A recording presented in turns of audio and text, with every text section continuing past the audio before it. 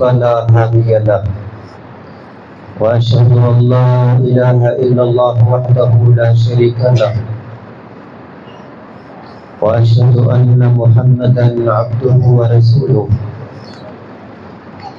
يا أيها الذين آمنوا اتقوا الله حق تقاته ولا تموتن إلا وأنتم مسلمون يا أيها الناس اتقوا ربكم الذي خلقكم من نفس واحدة وخلق منها زوجها وبث منهما رجالا كثيرا ونساء واتقوا الله الذي تساءلون به والأرحام إن الله كان عليكم رقيبا يا أيها الذين آمنوا اتقوا الله وقولوا قولا سديدا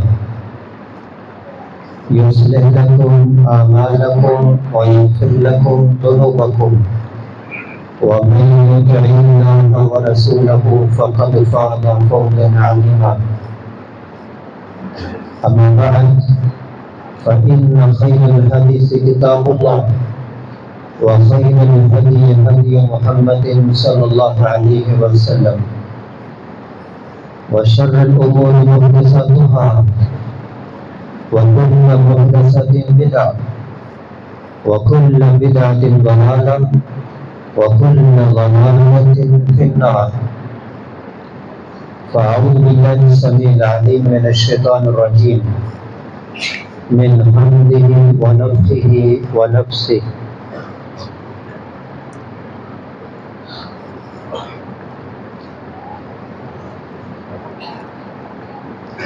الحج أشهر معلومات الحج أشهر معلومات فمن فرض فيهن الحج فلا رفث ولا فسوق ولا جدال في الحج وما تفعلوا من خير يعلمه الله وتزودوا فإن خير الزاد التقوى. آواز میں بہت زیادہ محسوس ہو رہا ہے.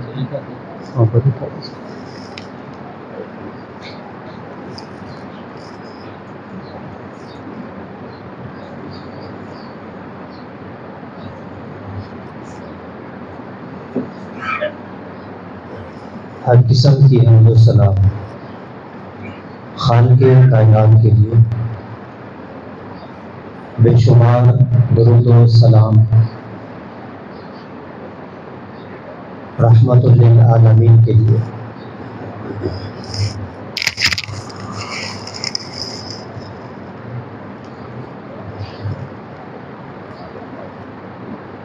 یہ مدینہ ہے اور مدینہ میں ایک قافلہ آتا ہے. اس قافلے کا استقبال ایک جلیل القدر صحابی جابر رضی اللہ عنہ کرتے ہیں. عمر زیادہ ہو چکی ہے، نابینا ہو چکے ہیں، ہر کسی سے اس کا نام پوچھتے ہیں، تعارف کرتے ہیں، یہاں تک کہ ان کے سامنے ایک نوجوان غلام شاب وہ سامنے آتے ہیں. یہ ان کا تعارف پوچھتے ہیں تو وہ اپنا تعارف کرواتے ہیں کہ میرا نام محمد بن علی بن حسین، امام حسین رضی اللہ عنہ کے پوتے. امام حسین رضی اللہ عنہ کے بیٹے کا نام علی اور علی کے بیٹے کا نام محمد.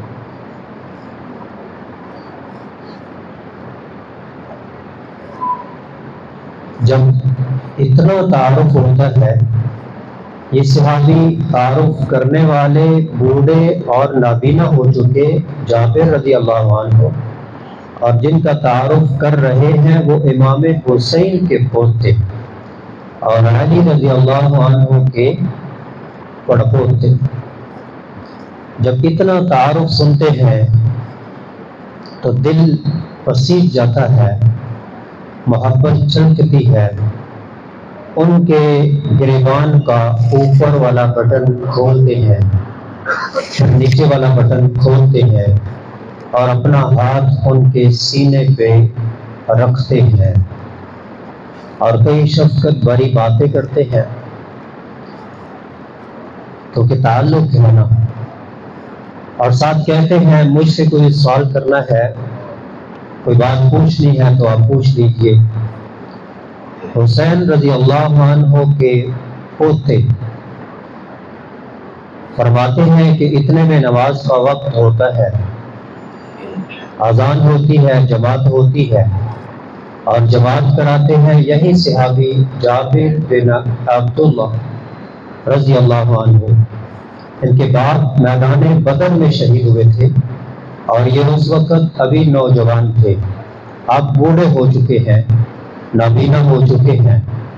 جماعت کرانے کے لیے آگے بڑھتے ہیں، ان کے پاس دو کپڑے، ایک نیچے پہننے کے لیے اور ایک اوپر پہننے کے لیے، ایک کو ازار اور ایک کو ردا کہتے ہیں۔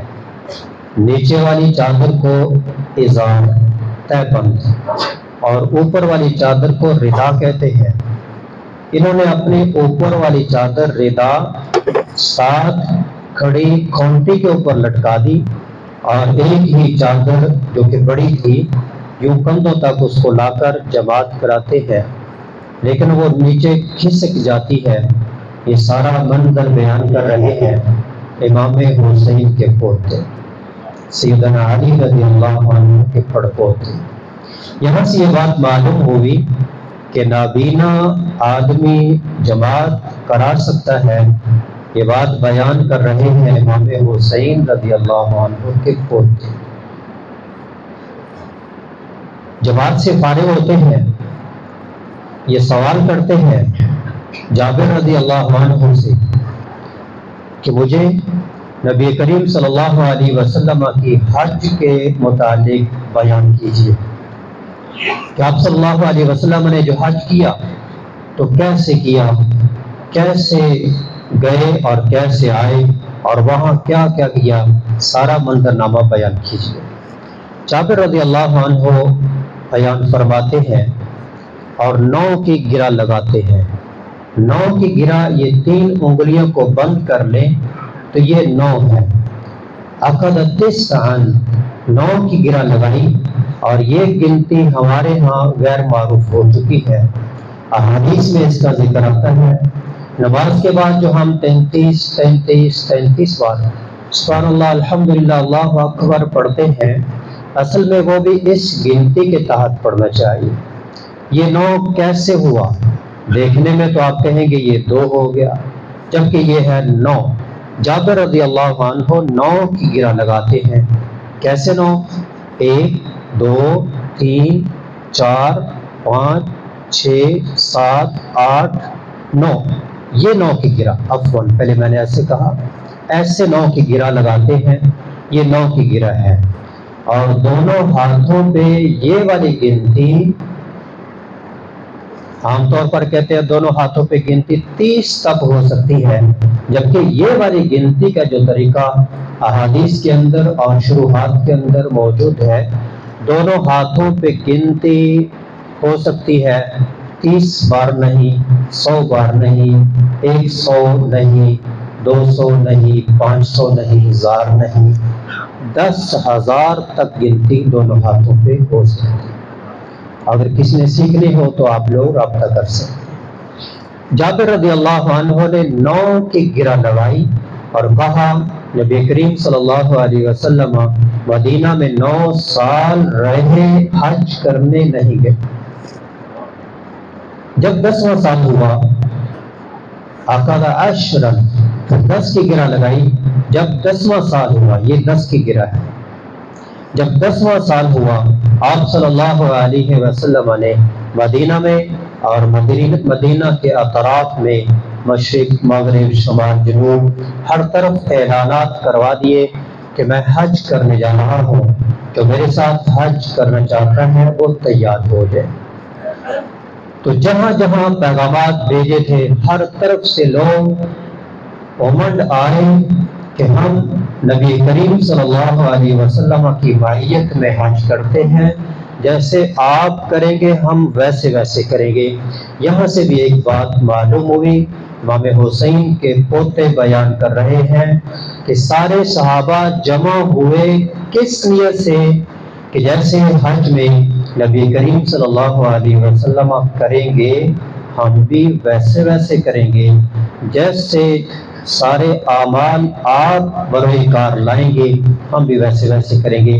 معلوم ہوا اگر آپ اپنی زندگی کو کامیاب بنانا چاہتے ہیں تو ویسے ویسے کریں جیسے نبی صلی اللہ علیہ وسلم نے کیا، عبادات کے اندر بھی اور معاملات کے اندر بھی۔ لوگ جمع ہو گئے، نکل پڑتے ہیں مدینہ کے قریب 6 میل کے فاصلے پر، اور کلومیٹر تقریباً 9-10 بن جائے گی۔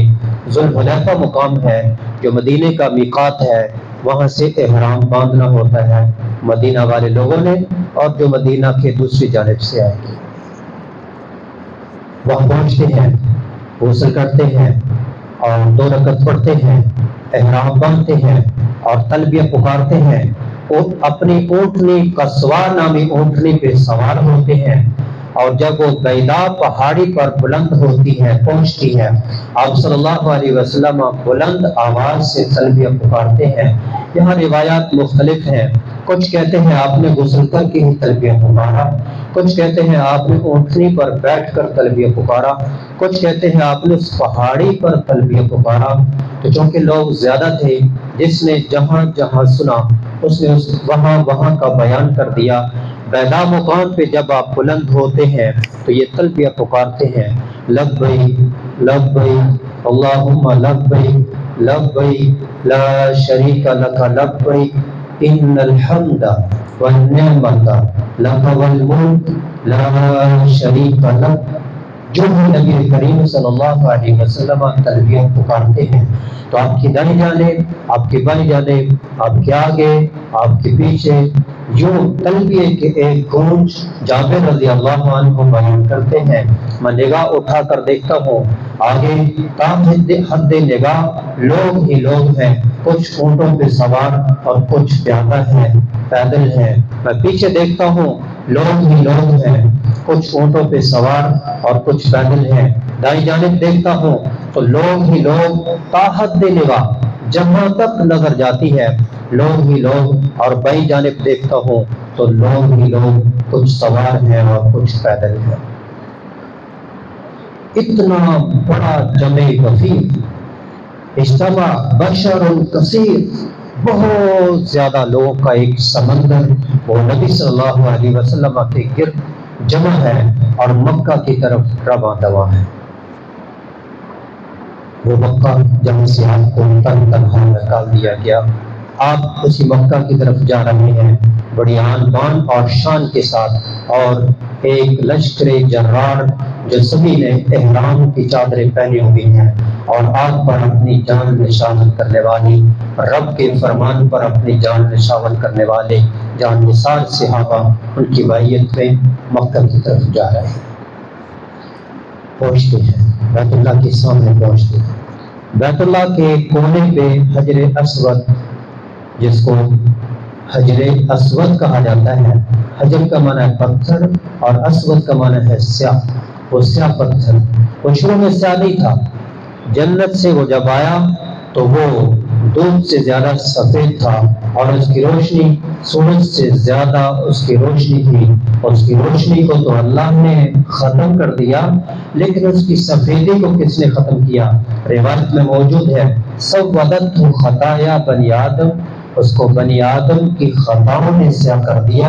انسان جب اس کو اپنا ہونٹ لگاتا ہے، بوسہ دیتا ہے، تو وہ انسان کے سارے گناہ کو یوں چوس لیتا ہے، اپنی طرف کھینچ لیتا ہے، اور انسان گناہوں سے بالکل پاک صاف ہو جاتا ہے۔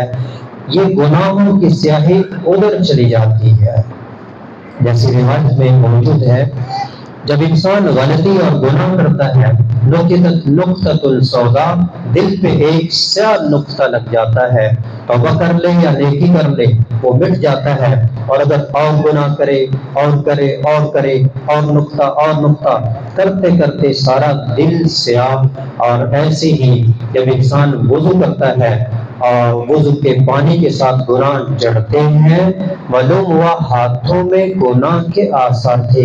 جیسے دل پہ گناہ کی سیاہی، ایسے ہی تمام وجود پہ گناہ کی سیاہی ہوتی ہے، اگرچہ ہمیں نظر نہیں آتی۔ حقیقت اس وقت نظر آتا ہے۔ نبی صلی اللہ علیہ وسلم کی بات پر تو یقین ہے نا، وہ سیاہی ساری ادھر سے نکل کر ادھر چلی گئی۔ سودت خطایا بنی آدم کے گناہوں نے اس کو سیاہ کر دیا ہے۔ جس کا ہونٹ لگ گیا، جس کا ہاتھ لگ گیا، وہ گناہوں سے بالکل پاک صاف ہو گیا۔ اس نے اس کے گناہ چوس لیے، اپنی طرف کھینچ لیے۔ اللہ کریم سے دعا ہے کہ اللہ کریم ہم سب کو بار بار اس کو بوسہ دینے کی توفیق عطا فرمائے۔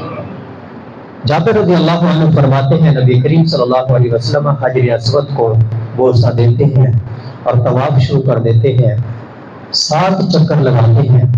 پہلے 4 چکر کے اندر رمل کرنا ہوتا ہے، اور وہ بھی 3 طرف۔ حجر اسود یوں چورس سمجھ لیں تو اس طرف آپ بیت اللہ کا جو حجر اسود ہے، بیت اللہ چورس سمجھیں، اور پاکستان کی طرف یہ کونا بنے گا، یہاں پر حجر اسود ہے۔ اس طرف اور اس طرف اور اس طرف 3 طرف رمل کرنا ہے، اور اس طرف عام چال چلنی ہے۔ 1 چکر پورا ہو جائے گا، پھر دوسرا چکر، تیسرا اور چوتھا چکر، یوں 3 اطراف دوڑتے ہوئے، جس کو پہلوانوں کی چال کہتے ہیں، وہ چلنا ہے، اور باقی چکر جو ہے وہ سادہ اور عام چال چلنی ہے۔ یہ 7 چکر لگانے سے طواف مکمل ہو گیا۔ جابر رضی اللہ عنہ بیان کرتے ہیں، آپ پھر بیت اللہ کے اس کونے کی طرف بڑھتے ہیں جہاں حجر اسود ہے۔ اس سے تھوڑا سا آگے جائیں تو مقام ابراہیم آتا ہے۔ نبی کریم صلی اللہ علیہ وسلم ادھر کو جا رہے ہیں اور ساتھ قرآن کریم کی آیت پڑھتے ہیں، وَاتَّخِذُوا مِن مَّقَامِ إِبْرَاهِيمَ مُصَلًّى۔ مقام ابراہیم کو جائے نماز، وہاں پر نماز پڑھو۔ مقام ابراہیم کے اس طرف جاتے ہیں، اپنے اور بیت اللہ کے درمیان مقام ابراہیم کو کر لیتے ہیں، یعنی بیت اللہ کی طرف رخ کر کے آپ 2 رکعات پڑھتے ہیں، ایک میں سورۃ اخلاص اور ایک میں سورۃ کافرون پڑھتے ہیں۔ یہاں سے یہ بات بھی معلوم ہوئی، کچھ لوگ کہتے ہیں کہ قرآن شروع سے شروع کرو اور آخر کی طرف جاؤ، آخر سے ایک سورت پھر اس سے پہلے والی ایک سورت، ایسے نہیں پڑھنا چاہیے۔ ویسے قرآن کی ترتیب میں پہلے سورت کافرون آتی ہے یا سورت اخلاص آتی ہے؟ کافرون پہلے آتی ہے، بعد میں اخلاص آتی ہے۔ آپ نے اخلاص پہلے پڑھی اور کافرون بعد میں پڑھی، تو یہ ترتیب ادھر سے بھی اگر پڑھ دی جائے تو کوئی حرج نہیں۔ پھر نبی کریم صلی اللہ علیہ وسلم حجر اسود کے پاس آتے ہیں اور دوبارہ استلام کرتے ہیں، اور پھر صفا کی طرف نکل جاتے ہیں اور قرآن کریم کی آیت پڑھتے ہیں، وَإِنَّ الصَّفَا وَالْمَرْوَةَ مِنْ شَعَائِرِ اللَّهِ، کہ صفا اور مروہ اللہ کے شعائر میں سے ہے۔ نبدأ بما بدأ اللہ، ہم وہاں سے آغاز کریں گے جہاں سے اللہ نے آغاز کیا۔ اب صفا اور مروہ یہ 2 پہاڑیاں ہیں، پہلے کس پہاڑی پہ جانا ہے، صفا پہ یا مروہ پہ؟ قرآن کریم میں پہلے صفا کا لفظ آیا ہے، آپ نے فرمایا جو اللہ نے پہلے جس کا ذکر کیا ہم بھی پہلے وہاں جائیں گے۔ تو قرآن میں پہلے صفا کا لفظ ہے، پہلے صفا پہ جاتے ہیں۔ آپ صلی اللہ علیہ وسلم پہلے صفا پہ جاتے ہیں، پہاڑی پہ چڑھتے ہیں، اور پہاڑی پر چڑھ کر رب کی کبریائی ان الفاظ میں بیان کرتے ہیں، لا الہ الا اللہ وحدہ لا شریک لہ لہ الملک ولہ الحمد وہو علی کل شیء قدیر۔ اللہ کے علاوہ کوئی معبود برحق نہیں، وہ یکتا ہے، وہ اکیلا ہے، اس کا کوئی شریک نہیں، اور وہ ہر چیز پر قادر ہے۔ لا الہ الا اللہ وحدہ، اللہ کے علاوہ کوئی معبود نہیں، وہ اکیلا ہے۔ انجز وعدہ، جس نے اپنا وعدہ پورا کر دیا، ونصر عبدہ، اور اپنے بندے کی مدد کی، وہزم الاحزاب وحدہ، اور اکیلے نے تمام لشکروں کو شکست دے دی، اور آج میری مدد کر کے مجھے غالب کر دیا۔ یہ مکہ جہاں سے مجھے نکالا گیا تھا، صحابہ کو نکالا گیا تھا، یہاں پر صحابہ کے اوپر، میرے ساتھیوں کے اوپر ظلم و ستم کے پہاڑ توڑ دیے گئے تھے، اس اللہ نے میری مدد کی، اور آج یہاں پر فاتحانہ انداز میں رب کے شاعر اور رب کے گھر کا طواف کرنے کے لیے، حج کرنے کے لیے یہاں پہنچے ہوئے ہیں۔ گویا کہ اللہ کی کبریائی بیان کرنے کے ساتھ ساتھ اللہ کی نعمتوں کو ذکر کر رہے ہیں۔ یہ نعمت ہے ہم، اللہ نے مدد کی اور غلبہ دیا، تو وہاں پر اللہ کی حمد و ثنا اور کبریائی بڑائی بیان کرنے کے ساتھ ساتھ جو ہمارے اوپر، آپ کے اوپر اللہ کی نعمتیں ہیں، وہ شمار کریں کہ اللہ نے یہ نعمتیں بھی دی، یہ نعمتیں بھی دی، اور پھر اور مانگے، ثم دعا، پھر اللہ سے اور دعائیں کی۔ یہاں سے ایک بات سمجھ آئی کہ اللہ نے جو ہمارے اوپر نعمتیں کی ہیں ان کو یاد کرنا چاہیے، زبان پہ لانا چاہیے، اللہ کے سامنے رکھنا چاہیے، یا اللہ تیرا شکر ہے تو نے میرے اوپر یہ نعمت بھی کی، یہ بھی کی، اور یہ بھی کی، اور مجھے اب اور بھی دے، یہ بھی دے، یہ بھی دے، یہ بھی دے۔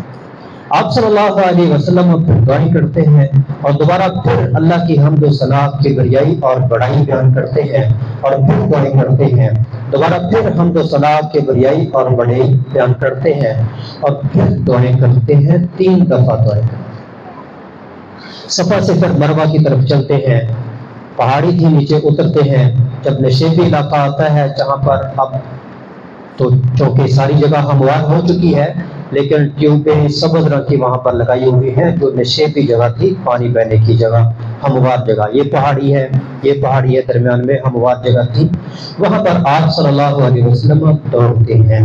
اب حاجیوں کو بھی وہاں پر دوڑنا ہوتا ہے، اور جب اگلی پہاڑی شروع ہوئی پھر عام چال چلتے ہیں، چونکہ پہاڑی چڑھنا ہے، مروہ کی پہاڑی پر چڑھ کر رب کی پھر حمد و ثنا، کبریائی اور بڑائی بیان کرتے ہیں، رب کی نعمت کا تذکرہ کرتے ہیں، اور مزید رب سے مانگتے ہیں، 1 بار، 2 بار اور 3 بار، یوں 7 چکر لگاتے ہیں۔ یہاں پر بعض لوگ غلطی کر جاتے ہیں، وہ سمجھتے ہیں جیسے بیت اللہ میں یہاں سے طواف شروع کیا تو وہاں آ کر 1 چکر پورا ہوا، ایسے ہی شاید صفا اور مروہ پہ، صفا پہ گئے، صفا سے شروع کیا اور واپس صفا پہ آئیں گے تو 1 چکر ہوگا، ایسا نہیں، بلکہ صفا سے مروہ 1 اور مروہ سے صفا 2 چکر ہو جائیں گے، اور جو واپس آ کر 1 شمار کرتے ہیں تو گویا ان کے پھر 7 نہیں، ان کے 14 چکر ہو جاتے ہیں، کہ 14 نہیں 7 چکر، ایک طرف 1 چکر، دوسری طرف دوسرا چکر، تو یہ گئے اور واپس، پھر گئے، پھر واپس، پھر گئے، پھر واپس، اور پھر گئے، مروہ پہ 7واں چکر پورا ہو جاتا ہے، اور ہر بار ایسے ہی دعائیں کرنے ہیں، صفا کے اوپر بھی اور مروہ کے اوپر۔ آپ صلی اللہ علیہ وسلم نے پھر مروہ کے اوپر کھڑے ہو کر کہا، لَوِ اسْتَقْبَلْتُ مِنْ أَمْرِي مَا اسْتَدْبَرْتُ لَمَا سُقْتُ الْهَدْيَ، اگر مجھے پہلے پتہ چل جاتا جس کا اب پتہ چلا ہے تو میں قربانی کا جانور ساتھ نہ لے کے آتا۔ آپ میں سے جو لوگ قربانی کے جانور ساتھ نہیں لے کر آئے وہ بال منڈوا لیں اور احرام کھول لیں، یعنی ان کا عمرہ پورا ہو گیا، اب ان کے اوپر احرام کی پابندیاں ختم، یہاں تک کہ حج کا دن شروع ہو، اور وہ ہوتا ہے 8 ذو الحجہ، حج 8 ذو الحجہ کو شروع ہوتی ہے، اور یہ پہنچ چکے تھے 8 سے 4 دن پہلے، 3 یا 4 ذو الحجہ کو، 3 ذو الحجہ کو یہ پہنچ چکے تھے، اور درمیان میں 4 دن ان کو مل گئے تھے، تو نبی کریم صلی اللہ علیہ وسلم مدینہ سے قربانی کے جانور ساتھ لائے تھے، ابو بکر عمر رضی اللہ عنہ وہ بھی قربانی کے جانور ساتھ لائے تھے، اور بھی کئی صحابہ لائے تھے، لیکن کم صحابہ تھے جو قربانی کے جانور ساتھ لائے۔ کہا جو قربانی کے جانور ساتھ لائے ہیں وہ احرام نہ کھولیں، کیونکہ جب قربانی کا جانور ساتھ لائیں گے تو پھر حج قران ہو جاتی ہے۔ حج قران کا معنی ہے ملانا، عمرے کو حج کے ساتھ ملانا، درمیان میں احرام نہیں کھولنا، احرام کی پابندیاں ختم نہیں ہوں گی۔ حج قران، اور اگر قربانی کا جانور ساتھ نہیں لے کر گئے، جیسے آج کل اکثر لوگ نہیں لے کے جاتے، پاکستان میں سارے لوگ ہی نہیں لے کے جاتے، جا کر عمرہ کر کے احرام کھول دیتے ہیں، اور 2 دن 10 دن 15 دن 20 دن جتنے بھی درمیان میں ملے تو وہ حج احرام کی پابندیاں ختم ہوتی ہیں، اور 8 کو دوبارہ احرام باندھنا ہے۔ اس کو بولتے ہیں حج تمتع۔ تمتع کا معنی فائدہ اٹھانا، تو درمیان میں فائدہ اٹھا لیا ہے، پابندیاں ختم ہو گئی، خوشبو لگا سکتے ہیں، شوہر بیوی کے پاس جا سکتا ہے، سلے ہوئے کپڑے پہن سکتے ہیں، پابندیاں جو تھی وہ ختم ہو گئی۔ حج کی 2 اقسام میں نے آپ کے سامنے بیان کر دی، ایک ہے حج قران اور ایک ہے حج تمتع۔ قران میں قربانی کا جانور ساتھ لے کے جانا ہوتا ہے، عمرہ کر کے احرام نہیں کھولنا یہاں تک کہ حج آ جائے، حج پڑھ کر پھر احرام کھولنا ہوتا ہے، اور وہ بھی 12-13 کو وہ رمی کے بعد وہ آگے بیان کرتے ہیں۔ اور تیسری حج کی قسم ہوتی ہے حج افراد، جس میں عمرہ نہیں، ڈائریکٹ انسان جاتا ہے تو سیدھا حج ہی کرتا ہے 8 ذو الحجہ کو 9 ذو الحجہ کو، تو وہ حج افراد منا اکیلا حج۔ جابر رضی اللہ عنہ بیان کرتے ہیں کہ جب آپ صلی اللہ علیہ وسلم نے یہ اعلان کیا تو صحابہ کرام جو قربانی کے جانور ساتھ نہیں لائے تھے انہوں نے احرام کھول دیا۔ فاطمہ رضی اللہ عنہا انہوں نے بھی احرام کھول دیا، نبی کریم صلی اللہ علیہ وسلم کی بیٹی، نہایا، کپڑے رنگے ہوئے پہنے، سرما لگایا۔ علی رضی اللہ عنہ یمن سے آئے تھے، یہ یمن کے گورنر تھے، یمن اس وقت ایک ملک ہے، تو اس وقت ایک تحصیل کہہ لیں، ایک صوبہ کہہ لیں، تو یہ یمن کے گورنر تھے، یہ وہاں سے آئے، جب گھر گئے اپنے خیمے میں گئے تو فاطمہ رضی اللہ عنہا کو دیکھا کہ انہوں نے رنگین رنگے ہوئے کپڑے خوشبو والے پہنے ہوئے ہیں، سرما لگایا ہوا ہے، نہایا ہوا ہے۔ کہا یہ تم نے کیا کیا؟ کہا میرے باپ نے حکم دیا ہے، امرانی ابھی میرے ابو نے مجھے کہا ہے احرام کھول دو۔ کہا میں جا کر آپ کی شکایت لگاتا ہوں۔ جابر رضی اللہ عنہ بیان کرتے ہیں کہ کوفہ کے اندر علی رضی اللہ عنہ یہ حدیث بیان کرتے ہوئے کہا کرتے تھے کہ میں گیا نبی صلی اللہ علیہ وسلم کے پاس اس نیت سے محرشن علی فاطمہ، تاکہ نبی صلی اللہ علیہ وسلم کو فاطمہ کے متعلق باتیں سناؤں اور آپ فاطمہ رضی اللہ عنہ پر غصے ہو گئے اور اس کو ڈانٹ پلائیں۔ تو ڈانٹ پلانے کی نیت سے نبی صلی اللہ علیہ وسلم کے پاس گیا۔ جب گیا تو بیان کیا تو آپ نے کہا ہاں میں نے حکم دیا ہے، تم بتاؤ قربانی کے جانور ساتھ لائے ہو؟ کہا جی لایا ہوں۔ تلبیہ کیا پکارا تھا؟ یہ۔ کہا ٹھیک ہے تم بھی احرام نہ کھولو، کیونکہ جو قربانی کا جانور ساتھ لائے گا وہ احرام نہیں کھولے گا۔ تو نبی کریم صلی اللہ علیہ وسلم پھر 8 ذو الحجہ کو حکم دیتے ہیں، درمیان میں 4 دن چھٹی کے دن، 8 ذو الحجہ کو حکم دیتے ہیں صحابہ کرام کو مینا میں جمع ہو جائیں، اور 8 کی ظہر، عصر، مغرب، عشاء، یہ 8 کو حج شروع ہو جاتا ہے۔ اور اگر کسی نے صرف حج کرنا ہو تو 8 ذو الحجہ جائیں، 8 9 10 11 اور 12 کو واپس آ سکتے ہیں، تو 5 دن کے اندر حج مکمل ہو سکتا ہے۔ حتیٰ کہ اگر کوئی 8 کو لیٹ ہو جائے، 9 کو چلا جائے تو سیدھا عرفات میں پہنچ جائے تو پھر بھی حج مکمل ہو جائے گا، یہ بات احادیث میں موجود ہے۔ تو آپ صلی اللہ علیہ وسلم نے 8 کو حکم دیا، سارے صحابہ کرام مینا میں جمع ہو جاتے ہیں، دوبارہ احرام باندھ کر، جنہوں نے کھول دیے وہ بھی باندھ کر آگے، اور آپ صلی اللہ علیہ وسلم وہاں ان کو ظہر مینا کے اندر، ظہر، عصر، مغرب، عشاء، اور پھر سو جاتے ہیں، آگے 9 کی فجر پڑھاتے ہیں اور انتظار کرتے ہیں یہاں تک کہ جب سورج نکل آتا ہے، پھر صحابہ کرام کو حکم دیتے ہیں کہ اب یہاں سے چلو عرفات کی طرف چلتے ہیں۔ وہاں پر آپ کے لیے خیمہ لگا دیا گیا ہوتا ہے اور وہاں پر ٹھہرتے ہیں، زوال کے بعد میدان میں پہنچتے ہیں، خطبہ دیتے ہیں، اذان ہوتی ہے، ظہر کی نماز کراتے ہیں، جماعت کراتے ہیں اور عصر کی جماعت کراتے ہیں، 2 رکعت پڑھاتے ہیں، ایک اذان کے ساتھ دونوں نمازیں اکٹھی کر کے پڑھاتے ہیں، 2 رکعت پڑھاتے ہیں۔ یہ ساری بات بیان کر رہے ہیں امام حسین رضی اللہ عنہ کے پوتے اور ان سے آگے ان کے پڑپوتے، ان کے بیٹے جو حسین کے پڑپوتے ہو جائیں گے۔ یہ 2 راوی درمیان میں وہی ہے، ایک امام حسین کے پوتے اور آگے ان سے بیان کرنے والے ان کے بیٹے پڑپوتے، ان کا نام جعفر ہے، جعفر بن محمد۔ آپ صلی اللہ علیہ وسلم وہاں پر ظہر عصر کی نماز پڑھا کر عرفات میں پھر وقوف کرتے ہیں، رب کی تحمیدات تکبیرات عرفات کے اندر جو میدان عرفات میں وقوف کیا جاتا ہے تو رب کی حمد و ثنا بیان کریں اور دعائیں بیان کریں۔ رب قریب ہو کر عرفات والوں کو دیکھ رہا ہوتا ہے، رب سے مانگو، رب کی پہلے حمد و ثنا کی بریائی اور بڑائی بیان کرو اور پھر رب سے مانگو، اور سارے لوگ مانگ رہے ہوتے ہیں، ایک عجیب ہی سما ہوتا ہے، یہاں تک کہ جب سورج غروب ہو جائے، ٹکیا غروب ہو جائے، وہاں نماز نہیں پڑھنی، وہاں سے چل پڑنا ہے۔ آپ صلی اللہ علیہ وسلم وہاں سے چل پڑتے ہیں، اونٹ پہ سوار ہیں اور سواری کی لگام کو کھینچا ہوا ہے کہ تیز نہ چلے، اور صحابہ کو بھی حکم دیتے ہیں کہ آہستہ، السکینہ السکینہ، آرام سے چلو آرام سے چلو، کیونکہ 1 لاکھ سے زیادہ کا لشکر ہے، 1,40,000 یا 1 لاکھ، اتنا بڑا مجمع اور پہاڑی علاقے سے گزر رہا ہے، تو کہا آرام سے سواری کو چلاؤ۔ یہاں سے معلوم ہوا رش میں گاڑی کو آرام سے چلانا چاہیے۔ آپ صلی اللہ علیہ وسلم مشعر الحرام پہنچتے ہیں جو عرفات کے ساتھ اگلی وادی ہے، وہاں پر مغرب اور عشاء، ایک اذان اور 2 اقامت کے ساتھ، اذان ہوتی ہے، اقامت مغرب کی نماز، پھر اقامت عشاء کی نماز، اور یہاں پر بھی عشاء کی نماز قصر کراتے ہیں۔ بیان کون کر رہے ہیں؟ امام حسین کے پوتے اور پڑپوتے۔ نماز پڑھنے کے بعد آرام کے لیے سو جاتے ہیں کیونکہ آگے 10 کو بڑے بڑے کام کرنے ہیں۔ عشاء کی نماز جلدی پڑھ کر سو گئے اور آج ساری رات جاگتے رہتے ہیں، اگلے دن کے سارے معاملات وہ پھر خراب ہوتے ہیں۔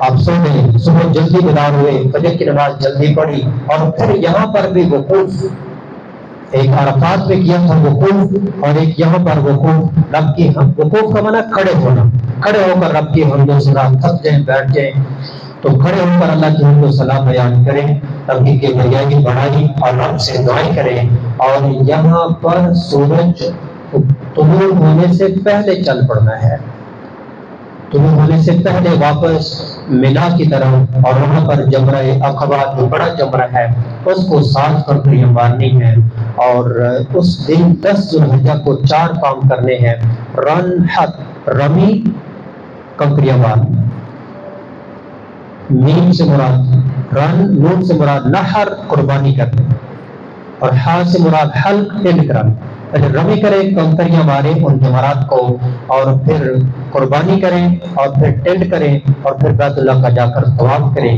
یہ 10 کے کام پورے ہو گئے، اور پھر 11 کو ان کو کنکریاں مارنی ہیں، 12 کو کنکریاں مارنی ہیں، اور 12 کو چاہیں تو 13 کی کنکریاں مار کر آپ واپس آ سکتے ہیں، اور رکے تو 13 کی کنکریاں مار کر 13 کو واپسی ہوگی، اور واپسی پر آخری کام بیت اللہ کا طواف کرنا ہوگا، اور اس کے ساتھ اپنے گھروں کی طرف پلٹنا ہے۔ یہ حج مکمل ہو گیا۔ تو یہ سارا واقعہ بیان کرتے ہیں، جابر رضی اللہ عنہ سناتے ہیں امام حسین رضی اللہ عنہ کے پوتے کو، اور ان کے پوتے سے آگے ان کے بیٹے جو کہ ان کے ہو گئے پڑپوتے، وہ بیان کرتے ہیں۔ اس روایت کے اندر 2 باتیں ہمارے سامنے، ایک کہ نبی کریم صلی اللہ علیہ وسلم نے جیسے جیسے اعمال کیے، نماز روزہ حج زکات، ہمیں بھی ویسے ہی کرنا چاہیے۔ صحابہ کرام، تابعین، تبع تابعین، ان کے بیٹے، ان کے پوتے، ان کی تعلیمات، ان کی خواہش بھی یہی تھی۔ اللہ کریم سے دعا ہے کہ اللہ کریم ہمیں تمام عبادات کو ویسے ہی پوری ماننے کی توفیق عطا فرمائے جیسے نبی کریم صلی اللہ علیہ وسلم عبادات کو بنا لائے۔ اور یہ حج کے مہینے جا رہے ہیں، تو ان حج کے مہینوں کے اندر حج کے لیے جو لوگ طاقت رکھتے ہیں تو وہ حج کیا کریں، اور جو جا رہے ہیں اللہ ان کی حج قبول فرمائے، اور جن کا اس رات کا ارادہ نہیں بنا اس سال، تو اگلے سال کے لیے ارادہ بنائیں۔ حج کے مہینے یہ رمضان کے بعد شوال، ذی القعدہ اور ذی الحجہ، الحج اشہر معلومات، حج کے معلوم مہینے 3 ہیں، شوال، ذی القعدہ اور ذی الحجہ۔ جبکہ میں نے پہلے بیان کیا حج تو صرف 5 دن میں ہو جاتی ہے، تو یہ 3 مہینے کیوں؟ مطلب حج کے نیت سے آپ شوال کے اندر سفر کر سکتے ہیں، ذی القعدہ کے اندر سفر کر سکتے ہیں، ذی الحجہ میں سفر کر سکتے ہیں، شوال سے پہلے حاجی کی نیت سے نہیں جا سکتے۔ اور رمضان میں آپ عمرے کے لیے جائیں اور وہاں رک جائیں اور بعد میں حج کا ارادہ کریں۔ یہاں سے حج کا ارادہ کر کے اور اس کا احرام باندھ کر رمضان میں نہیں جا سکتے۔ اللہ کریم سے دعا ہے کہ اللہ کریم ہمیں اپنے تمام اعمال کو کتاب و سنت کے مطابق پورے کر لانے کی توفیق عطا فرمائے۔ وما علیہ الا البلاغ۔ کب ختم ہونا ہے؟ ٹھیک ہے۔